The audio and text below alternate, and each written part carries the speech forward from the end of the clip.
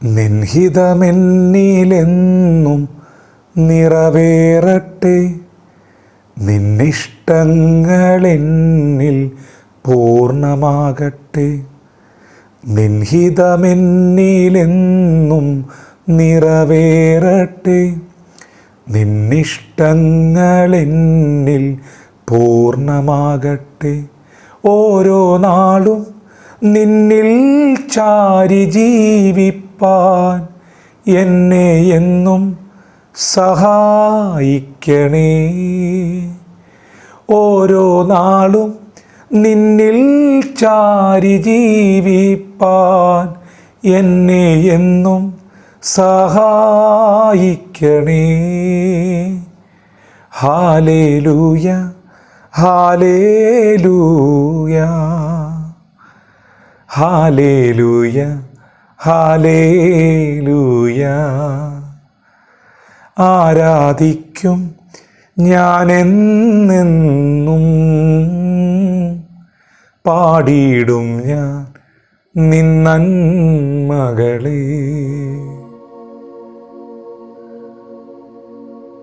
ദൈവത്തിൻ്റെ മാറ്റമില്ലാത്ത വചനം ശ്രദ്ധിക്കുന്ന പ്രിയപ്പെട്ടവരെ, ദൈവമേ, അങ്ങയുടെ ഹിതം എൻ്റെ ജീവിതത്തിൽ നിറവേറണം. അങ്ങയുടെ ഇഷ്ടങ്ങൾ എന്നിൽ പൂർണ്ണമാകണം എന്ന് എത്ര പേർ പ്രാർത്ഥിക്കും? നമ്മുടെ മുൻപിൽ നിൽക്കുന്ന നമ്മുടെ കർത്താവ് നമുക്കൊരു നല്ല മാതൃകയാണെങ്കിൽ, നല്ലൊരു മാതൃക അവൻ്റെ കാൽച്ചുവട് പിന്തുടരുവാൻ ദൈവം നമുക്ക് വെച്ചിട്ടുണ്ടെങ്കിൽ, നമ്മുടെ ഗുരു പോയ പാതകളിലേക്ക് നാം ശ്രദ്ധിച്ചു നോക്കിയാൽ, ഗെത്സമനയിൽ നമ്മുടെ എല്ലാവരുടെയും പാപത്തിൻ്റെ ചുമട് അവനിലേക്ക് വന്നപ്പോൾ യേശു പിതാവിനോട് പ്രാർത്ഥിച്ചു. പാപമില്ലാത്ത പരിശുദ്ധൻ, പാപമെന്തെന്നറിയാത്തവൻ, പിതാവേ, കഴിയുമെങ്കിൽ ഈ പാനപാത്രം എങ്കിൽ നിന്ന് നീക്കണമേ. അത്ര വലിയ ഭാരം, അത്ര വലിയ നുകം. വീണ്ടും പ്രാർത്ഥന തുടർന്നു. എങ്കിലും പിതാവേ, എൻ്റെ ഇഷ്ടമല്ല, നിന്റെ ഇഷ്ടം പോലെ തന്നെ നടക്കട്ടെ. എൻ്റെ ഇഷ്ടമല്ല, നിന്റെ ഹിതം എന്നിൽ നിറവേറട്ടെ.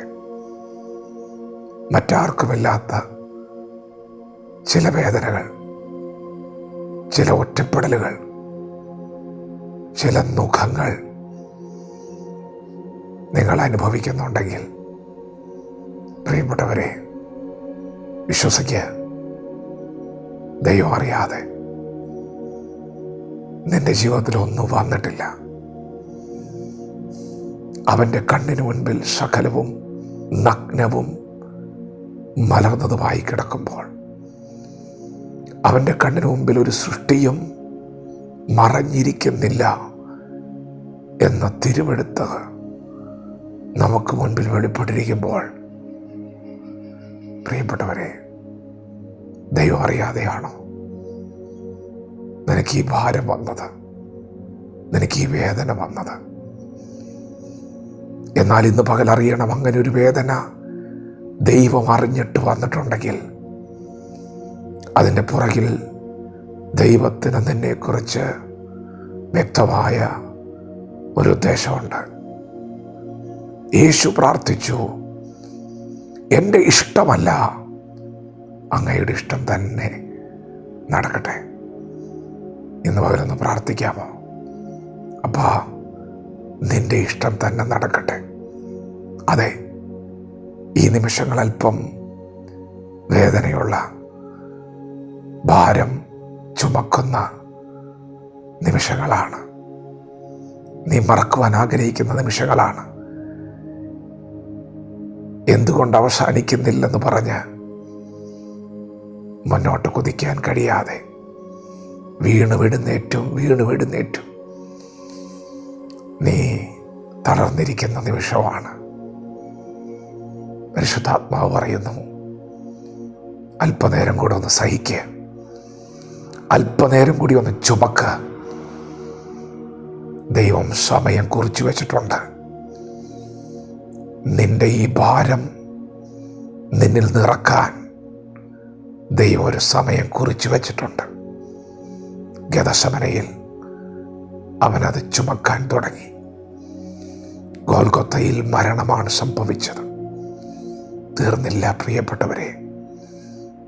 മൂന്നാം നാൾ ദൈവം കുറിച്ചു വെച്ച സമയത്ത് മരണത്തെ ജയിച്ച്, പാപത്തെ ജയിച്ച്, മാനവകുലത്തിന് രക്ഷയൊരുക്കി